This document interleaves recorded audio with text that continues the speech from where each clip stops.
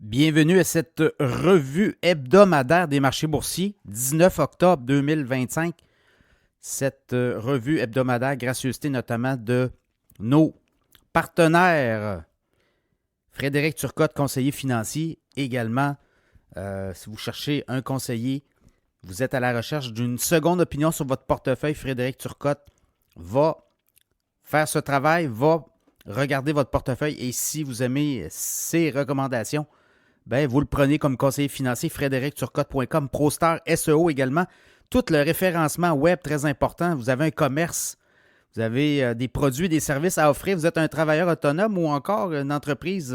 Et vous voulez percer les marchés au Québec notamment.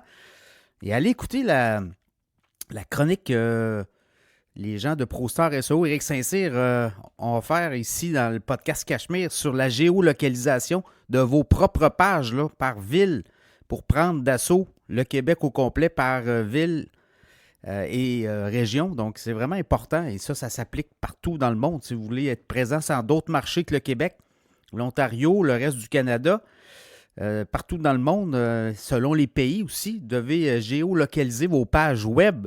Et ça fait en sorte que vous ressortez dans les marchés locaux où vous voulez être en avant de tout le monde. Donc, prostarseo.com. Également, InfoBref, l'infolette. En 5 minutes, allez vous abonner dans le lien sur la page ou le podcast de ce podcast-là. Vous allez voir, il y a descendez dans la description là, du podcast et vous avez un lien.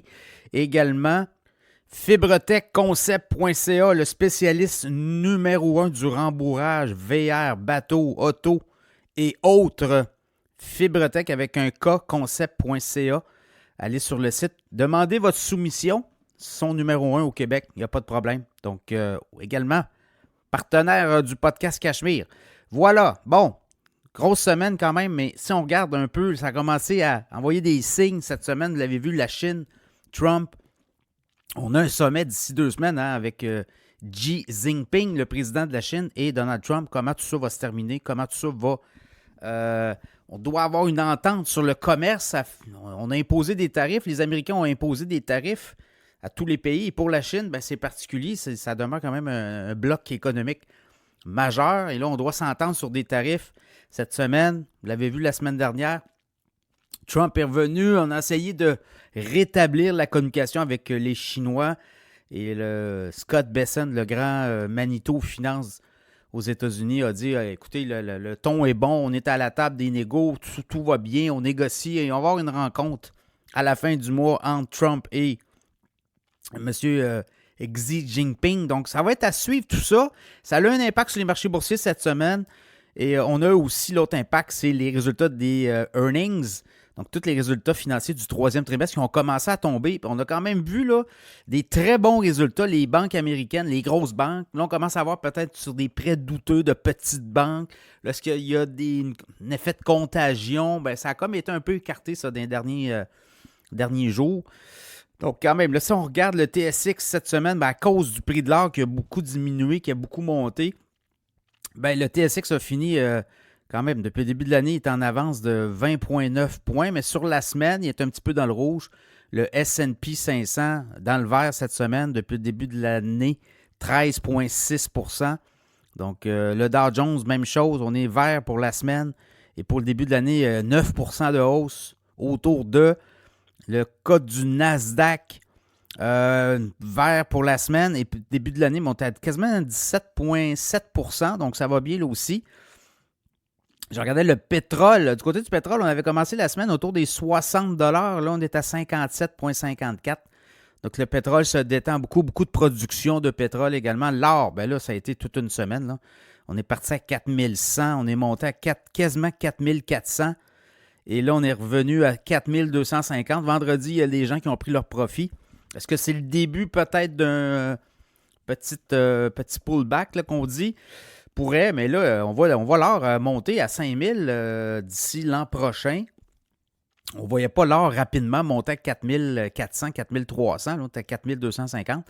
Donc, ça pourrait peut-être avoir un petit retrait. Mais là, on voit des banques centrales acheter massivement de l'or. On conserve l'or pour les réserves notamment, on est en train de se départir du dollar canadien, dollar américain surtout, pas dollar canadien, mais les réserves des grands pays, surtout en monnaie américaine.